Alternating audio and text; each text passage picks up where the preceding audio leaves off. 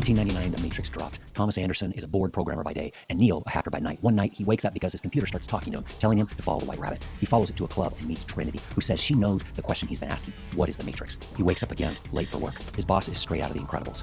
I'm not happy, Bob. Not happy. Then, Neo gets a mysterious phone call and a bunch of suits show up. He panics, following the voice on the phone out the window, but he's too afraid to climb down. Instead, he's captured by these agents. We meet Agent Smith, who's all, "Look, punk, we know you're a hacker." Neo flips him the bird, gets all melty mouth, and then they shove a creepy robotic bug into his belly button. Who are these guys? Neo wakes up again, thinking it was all a dream. Trinity finds him, and she takes him to meet Morpheus. Morpheus offers him the famous red pill, blue pill choice. Blue, and you go back to normal. Red, and you see how deep the rabbit hole goes. Neo chooses the truth, and then things get gooey. The mirror he touches turns into a silver-like goo, and he wakes up in a pod covered in a real goo-like goo, and we see him in a giant field of human pods. He has some fun sliding naked down a slippy slide. Who hasn't? Morpheus' ship rescues him. Here things are dingy and old. He meets the crew of the Nebuchadnezzar. They show him what's happened. That a long war between humans and AI darkened the sky. Now AI robots have taken over and have enslaved almost everyone, using them as batteries. And the agents, they're programs that hunt down those that have unplugged. The crew feeds him some gross mush, more goo, and teach him kung fu. Well, actually, they upload kung fu directly into his brain. Hold on, wrong one.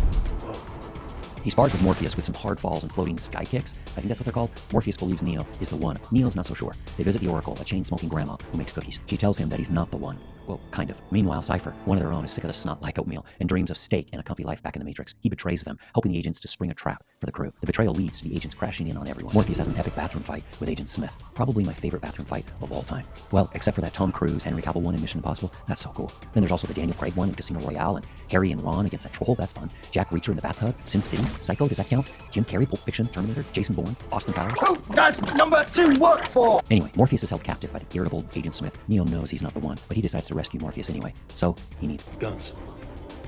Lots of guns. Neo and Trinity storm in and start a slow-mo cartwheeling shootout that includes lots of shattering tiles, plus a really cool kick. I mean, come on, this is awesome. They zip up an elevator shaft, and then Neo does his most famous move, where he dodges bullets, bends backwards as they fly by. I mean, it's iconic. For decades, you saw it everywhere.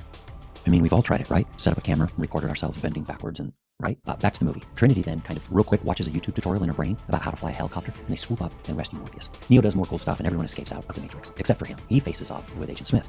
Then they get into one of the best fights in history, with lots of throwing, rapid-fire punches, and a really cool standoff. Smith keeps coming, finally chasing down Neo. Smith shoots him point blank, and Neo slumps down to the floor, dead. Back in the real world, Trinity confesses her love to Neo, whispers in his ear, and kisses him. Neo comes back to life because of love or something. Now he can control the Matrix, literally seeing the code. He's the one. He can do anything. He stops bullets and sends the agents flying with a kick.